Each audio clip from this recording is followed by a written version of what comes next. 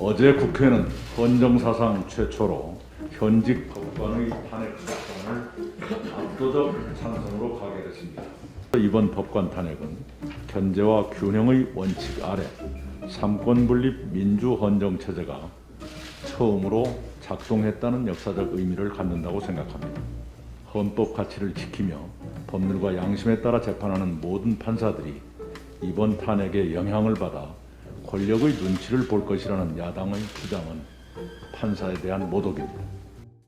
어제 국회는 헌정사상 최초로 현직 법관의 탄핵 소추안을 압도적 찬성으로 가결했습니다. 법관의 헌법 위반 행위를 지적한 법원 내부의 요구를 국회가 이행한 것입니다. 사법부 바로 세우기를 응원하고 지지해 주신 국민 여러분께 감사드립니다. 이번 탄핵은 2018년 11월 전국 법관 대표회의에서 시작됐습니다. 법원의 개혁을 바라는 소장 법관들이 문제된 법관의 재판 독립 침해 행위에 대해 중대한 헌법 위반이라는 점을 분명히 하면서 징계 절차 외에 탄핵 소추 절차까지 검토돼야 한다고 결의했습니다. 그에 따라 국회는 헌법상 책무를 이행한 것입니다. 1948년 정부 수립 이래 독재 권력에 휘둘린 사법의 숱한 과오를 우리는 기억하고 있습니다. 이번이 최초의 법관 탄핵이라는 것이 오히려 믿기지 않을 정도입니다. 그런 점에서 이번 법관 탄핵은 견제와 균형의 원칙 아래 삼권분립 민주헌정체제가 처음으로 작동했다는 역사적 의미를 갖는다고 생각합니다. 야당은 사법부 길들이기라고 비난하지만 그것은 잘못된 타성적 비난에 불과합니다. 난폭 운전자 처벌을 운전자 길들이기라고 말하는 사람은 없습니다. 헌법 가치를 지키며 법률과 양심에 따라 재판하는 모든 판사들이 이번 탄핵에 영향을 받아 권력의 눈치를 볼 것이라는 야당의 주장은 판사에 대한 모독입니다. 이번 탄핵을 계기로 사법부가 국민의 신뢰를 회복하고 진정한 사법부 독립을 지키기를 바랍니다. 언제부턴지 판결을 의아하게 생각하는 국민들이 적지 않습니다. 국민 3명 중 2명이 판결이 공정하지 않다고 생각하는 것으로 조사되고 있습니다. 사법부를 위해서나 대한민국을 위해서나 이런 현상은 결코 바람직하지 않습니다.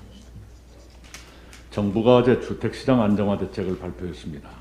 기존 수도권 127만 호 공급 계획을 포함해 총 200만 호 이상의 주택 공급이 추진되는 것입니다. 1990년 노태우 정부 시절 200만 호 공급으로 집값을 안정시킨 이후 31년 만에 최대 수준의 공급 대책이 나왔습니다. 집값 안정에 효과가 있을 것으로 기대합니다. 정책의 효과를 극대화하기 위해서는 사업 추진 속도를 높여야 합니다. 우리 당은 이를 위한 법과 제도의 정비를 서두를 것입니다. 도시정비법, 공공주택특별법, 소규모 주택정비법 등의 개정을 신속하게 처리할 것입니다. 사업 추진 현황을 세밀하게 점검하기 위해 당과 정부와 지자체가 정례적으로 협의해 주기 바랍니다. 저는 주택정책의 3원칙으로 희망, 안심, 책임을 제시한 바 있습니다. 집을 갖고자 하는 사람에게는 희망을, 집 한 채 가진 사람에게는 안심을 드리고 다주택자나 투기 세력에게는 책임을 묻겠다는 것입니다. 특히 처음으로 내 집을 가지려는 사람들의 자금난을 도와드리도록 당과 정부가 더 세심하게 노력해 가기를 바랍니다. 어제 문재인 대통령과 조 바이든 미국 대통령이 첫 통화를 가졌습니다.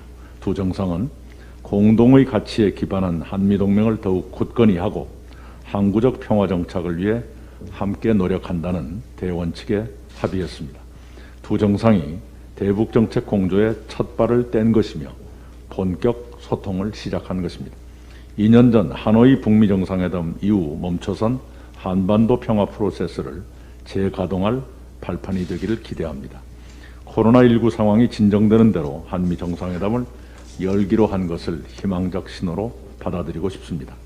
두 정상이 대북 정책을 위해 머리를 맞댄다면 멈춰선 한반도 평화 시계를 다시 돌리는 촉진제가 될 수 있을 것입니다.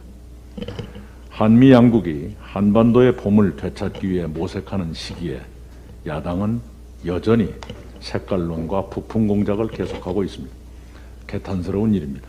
실체 없는 북한 원전 지원 시비에 대해 정부가 충분히 설명하고 자료를 제시했는데도 야당은 억지를 계속합니다. 야당은 무책임한 정쟁을 중단하고 코로나 방역과 민생 회복에 협력하기를 바랍니다. 이상입니다.